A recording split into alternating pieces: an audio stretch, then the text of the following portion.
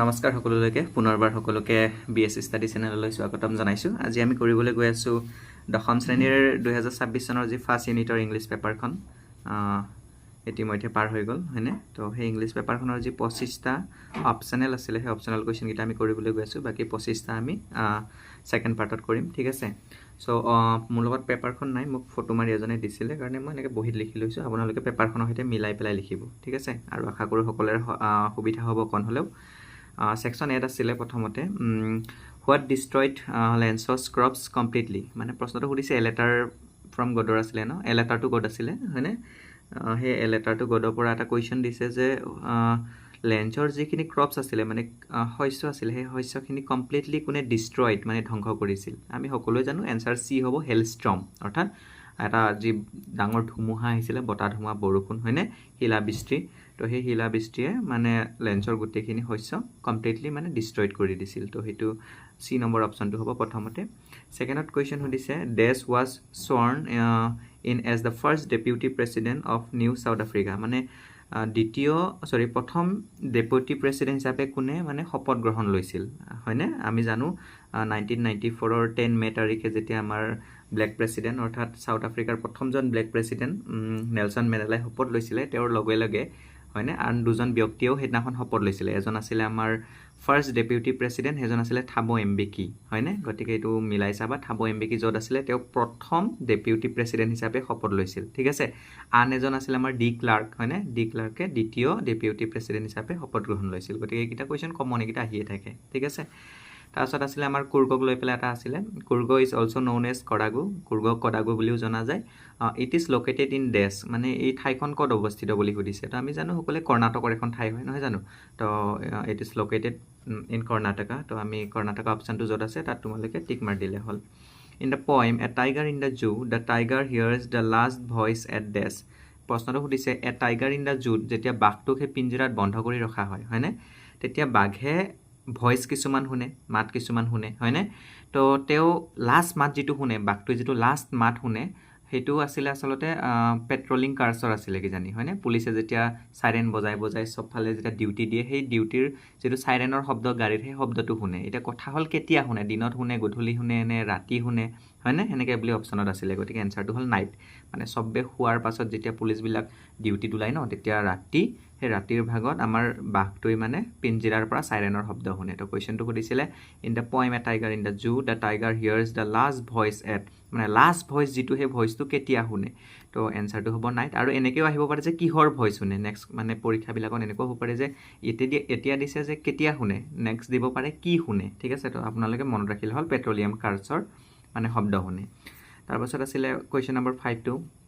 Find out the true statement from the following. বহুত দীঘল আছিলে অপশ্যনেল হয়নে, মানে শুদ্ধ উত্তৰটো বাছি ওলাব দিছিল, কি কয় কাৰেক্ট ষ্টেটমেণ্টটো বিচাৰি ওলাব দিছিল। তো আমি চবকেইটাও যদি বিবেচনা কৰোঁ আমি যিটো চি নম্বৰ পাম, in the north east huge mountains of clouds be seen approaching, যিটো নেকি লেন্সৰ কথা কোৱা আছিলে আমাক। লেন্সই যেতিয়া ৰাতিপুৱা নৰ্থ ইষ্ট ফালে চাই অৰ্থাৎ উত্তৰ পূৰ্বাঞ্চল ফালে চাই, এটা পাহাৰ পৰ্বতৰ সমান এটা ডাঙৰ হয়নে ডাৱৰৰ টুকুৰা আহি থকা দেখি পায়। গতিকে সেইটো হ'ল এনচাৰটো, ঠিক আছে। ইয়াৰ জেগাত হিউজৰ জেগাত বেলেগ বেলেগ শব্দ ক'ৰবাত সোমাই আছে হয়নে, নৰ্থৰ জেগাত ক'ৰবাত ৱেষ্ট ইষ্ট সোমাই আছে হয়। গতিকে সেইটো তোমালোকে চাই পেলাই ভালকৈ চাবা। আৰু এনচাৰটো হ'ব নৰ্থ ইষ্ট, উত্তৰ পূৰ্বাঞ্চল ফালে দেখিছিলে হিউজ মাউণ্টেইনছ ডে, মাউণ্টেইনছৰ লিখীয়া মানে ডাঙৰ এখন পৰ্বতৰ সমান এটা মানে ডাৱৰ আহি থকা দেখিছিলে হয়।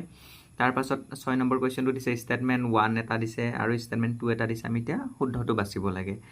মেনছ goodness is a flame that can be hidden but never extinguish. তো ইয়াত কৈছে মানে কি কয় সেইটো নেলছন মেণ্ডেলা লেচনটো হয়নে, নেলছন মেণ্ডেলাৰ পৰা কৈছিলে যে মেনছ গুডনেছ অৰ্থাৎ মানুহৰ বা ব্যক্তিৰ মানে ভাল গুণবিলাক, যিবিলাক নেকি গুডনেছ আছে ভাল গুণবিলাক, সেই গুণবিলাক একোটা শিখাৰ দৰে মানে জ্বলি থকা শিখাৰ দৰে, সেই শিক্ষাটোক আমি লুকুৱাই ৰাখিব পাৰোঁ কিন্তু কেতিয়াও একেবাৰে শেষ কৰি দিব নোৱাৰোঁ হয়নে, নাইকিয়া কৰি দিব নোৱাৰোঁ। গতিকে এইটো বাক্যটোতো সঁচা একদম হয়, এইটো আমাক নেলছন মেণ্ডেলাত কৈ দিছিলে। তাৰপাছত আৰু এটা ষ্টেটমেণ্ট দিছিলে the brave man is who conquers the fear, অৰ্থাৎ সাহসী মানুহ সেইজনেই হয় যিয়ে নেকি নিজৰ ভয়ক জয় কৰিব পাৰে। অৰ্থাৎ সাহসী মানুহ সেইজন নহয় যিয়ে ভয় নাখায়, সাহসী মানুহ সেইজন যিয়ে নেকি ভয়ক জয় কৰিব পাৰে হয়। গতিকে আমাৰ দুটা বাক্যই শুদ্ধ, গতিকে both the statements R true, ঠিক আছে। গতিকে 6 নম্বৰলৈকে আই হোপ সকলোৱে বুজি পাইছা। 7 নম্বৰ কুৱেশ্যনটো আছে আমাৰ লগত match the following and choose the correct option প্ৰথমতে আমি মেটচ কৰিব লাগিব তাৰপাছত আকৌ কাৰেক্ট অপশ্যনটো বাছিব লাগিব কুলম এ আৰু কুলম বি দি থোৱা আছে হয়নে কুলম এৰ ফালে দি থোৱা আছে আই কি কয় 1 2 3 সেনেকৈ দি থোৱা আছে হয় তো 1ত আছে এ প্লাগ অফ লকাষ্ট তো এই লকাষ্টটো কাৰ সৈতে মিলিব কুলম বি চাইডে ঠিক আছে তো আমি জানো লকাষ্টটো এ লেটাৰ টু গড হয় গড লেছন পৰা দিছে য'ত নেকি এই লকাষ্টটো আজিকালি খুব কুৱেশ্যনত অহা হৈছে ঠিক আছে লকাষ্ট মানে হৈছে এক প্ৰকাৰৰ ইনচেক্ট হয়নে ফৰিং জাতীয় মানে যিয়ে নেকি মানে খাদ্য শস্য খাই পেলাই নষ্ট কৰে হয় তো এই কুৱেশ্যনটো মানে কুলম এ লগত কোন মিলিব দিয়া এ প্লাগ অফ লকাষ্ট আমি গমেই পালোঁ কাৰ লগত মিলিছে এ লেটাৰ টু গড হয়নে গতিকে এই একটো কাৰ লগত মিলিব আমাৰ আৰ লগত মিলিব তো এইটো মিলাই দিয়া তাৰপাছত এ ৰেইনবো গেডাৰিং হয়নে অৰ্থাৎ ৰেইনবো গেডাৰিং মানে কি বুজাইছে আচলতে এইটো দিছে আমাক নেলছন মেণ্ডেলাৰ পৰা ঠিক আছে যেনেকৈ ৰেইনবো মানে ৰামধেনু গঠন হ'বৰ কাৰণে যেনেকৈ ৰং বিৰঙৰ প্ৰয়োজন হয় 7টা ৰং মিলি পেলাই হয়নে ঠিক একেদৰে যেতিয়া যোনদিনাখন নেকি নেলছন মেণ্ডেলাই শপত লৈছিল সেইদিনাখন তেখেতৰ যি নেকি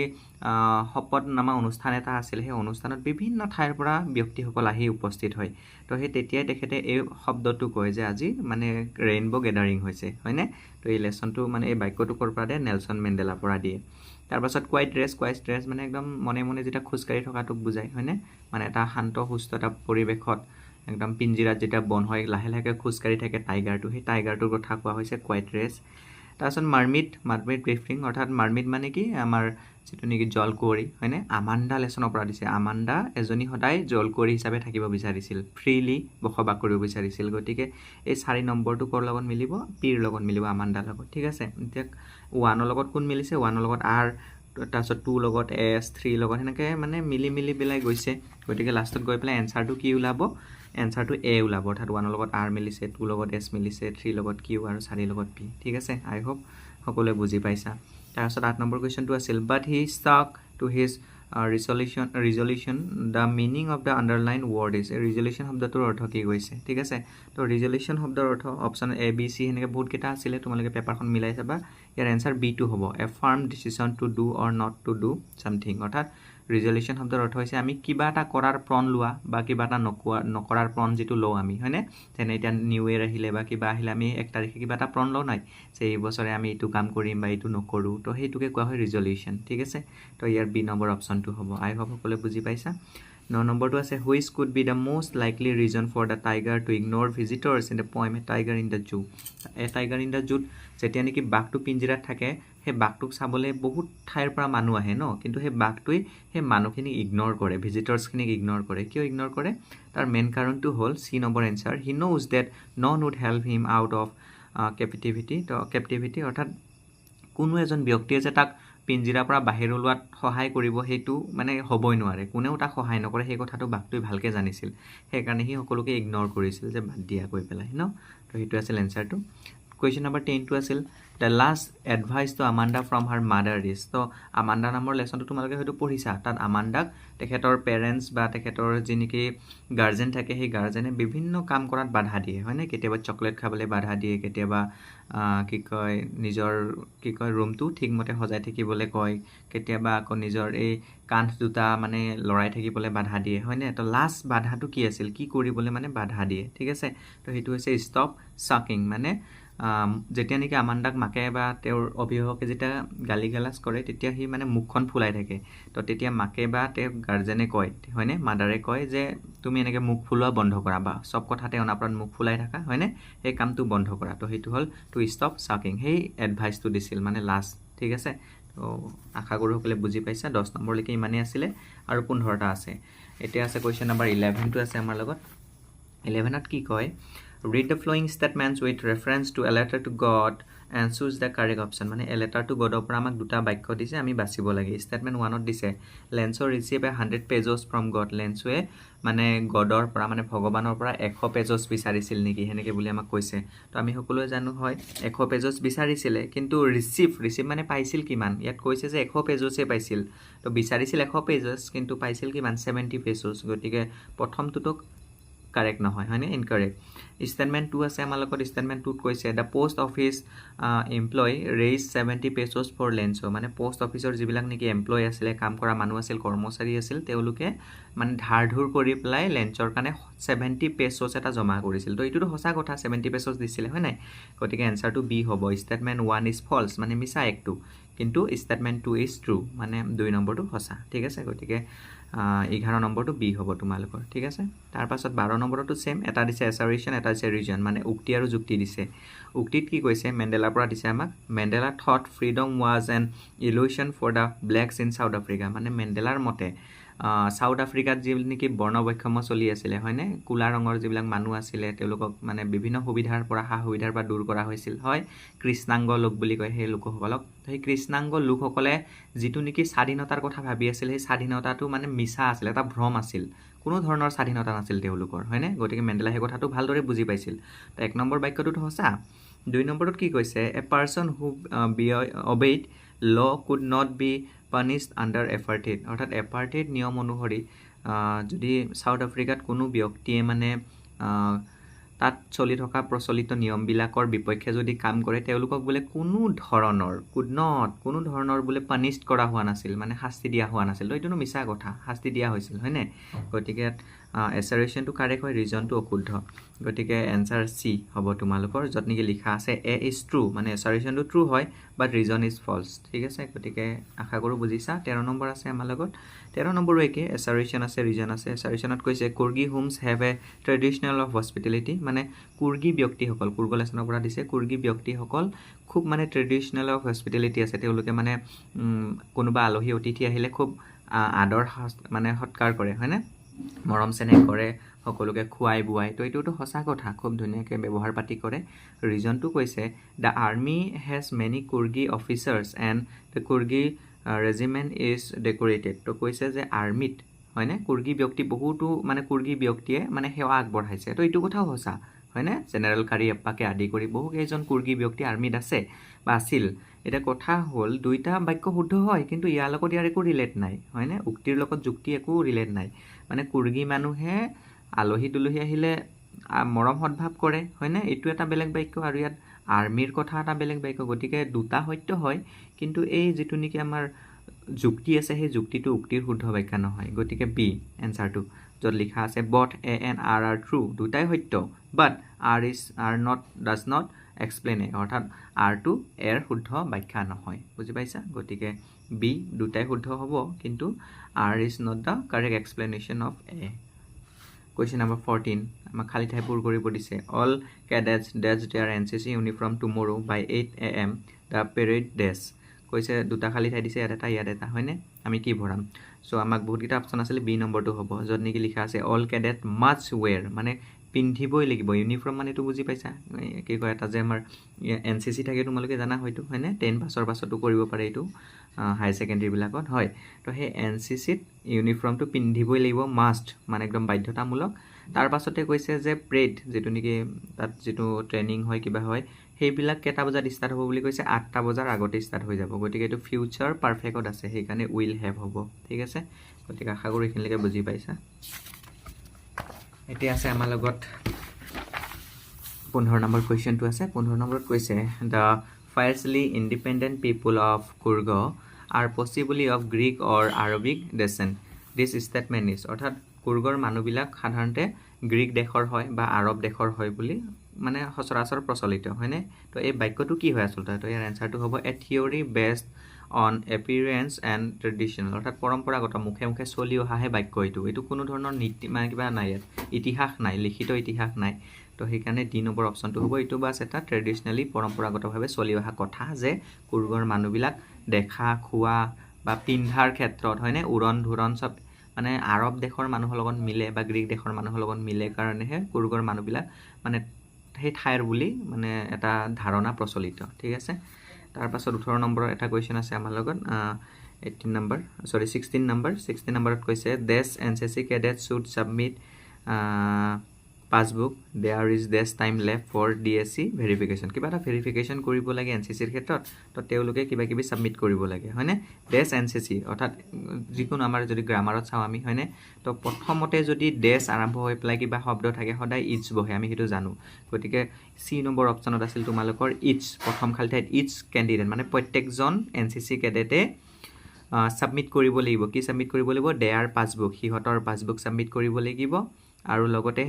সেই ভেৰিফিকেশ্যনৰ কাৰণে ছাবমিট কৰাৰ পাছত ভেৰিফিকেশ্যন হ'ব আৰু সেই ভেৰিফিকেশ্যনৰ কাৰণে খুব কম টাইম বাচি আছে গতিকে সেইকাৰণে হ'ব এল লিটিল যিহেতু সময়ৰ লগত লিটিল বহে হয়নে গতিকে অকণমান টাইম লেফ্ট আছে সেইকাৰণে এল লিটিল বহিব গতিকে C নম্বৰটো কাৰেক্ট হ'ব 17 number Lencho wrote to God on the envelope and drop it into the mailbox অৰ্থাৎ লেন্সই টু গড বুলি লিখি পেলাই ইনভলভত মানে ওপৰত খামত লিখি পেলাই কি কৰে what does this act show' about Lencho মানে ভগৱানলৈ বুলি লিখি পেলাই যিহেতু দিয়ে হয়নে তো এই যিটো নেকি তেখেতৰ কাৰ্য সেই কাৰ্যটোৱেই তেখেতৰ বিষয়ে কি কয় মানে তেখেত কেনেকুৱা প্ৰকৃতিৰ মানুহ সেইটো বুজায় তো এনচাৰটো হ'ব B he had child like মানে তেওঁ এজন একদম শিশুসুলভ ব্যক্তি হয়নে আনকুৱেশ্যনিং ফেথ অন গড আৰু ভগৱানৰ ওপৰত তেখেতৰ একদম নিসন্দেহ বিশ্বাস আছে সেইকাৰণে তেখেতে ভগৱানলৈ বুলি লিখিছিলে হয় গতিকে বুজি পাইছা বুলি আশা ৰাখিছোঁ তাৰ পাছতে আহোঁ 18 number question the golden silence in the poem Amanda is contrast with dash তো ইয়াত যিটো নেকি গল্ডেন চাইলেন্স মানে যিটো নেকি সোণালী নীৰৱতা বুলি কয় সেই সোণালী নীৰৱতাটো কিহৰ বিপক্ষে আমাণ্ডা নামৰ লেচনত দেখুওৱা হৈছে হয়নে তো তাৰ এনচাৰটো হ'ল কনষ্টেণ্ট ইনষ্ট্ৰাকশ্যন ৰিচিভ মানে তাক অনাপৰতে মাকে বা তেখেতৰ গাৰ্জেনে অনাপৰতে কিবা নহয় কিবা ইনষ্ট্ৰাকশ্যন দি থাকে এইটো কৰা এইটো নকৰা এইটো কৰা এইটো নকৰা এনেকৈ তো সেই তাৰ বিপৰীতে এই গল্ডেন চাইলেন্সক দেখুওৱা হৈছে যে ইয়াৰ বিপৰীতে আমাণ্ডা এনেকৈ থাকিব বিচাৰে গল্ডেন চাইলেন্স মানে নীৰৱভাৱে থাকিব বিচাৰে হয় 19 number which of the flowing describe the Tigers natural habit মানে কোনটো শব্দই বা কোনটো বাক্যই হয়নে বাঘৰ এটা নেচাৰেল হেবিট প্ৰকাশ কৰে মানে বাঘৰ প্ৰকৃতি এটা প্ৰকাশ কৰে তো সেইটো হ'ল জংগল এজ জংগলৰ কাহিনী অৰ্থাৎ বাঘে জংগলত থাকিলেহে হুচায় হয়নে বাঘে যেতিয়া পিঞ্জিৰাত থাকে তেতিয়া নুখুচায় গতিকে সেইটো হ'ল এনচাৰটো যে যেতিয়া জংগলত থাকে সেইটো হৈছে তেখেতৰ মানে বাঘটোৰ প্ৰকৃতি এটা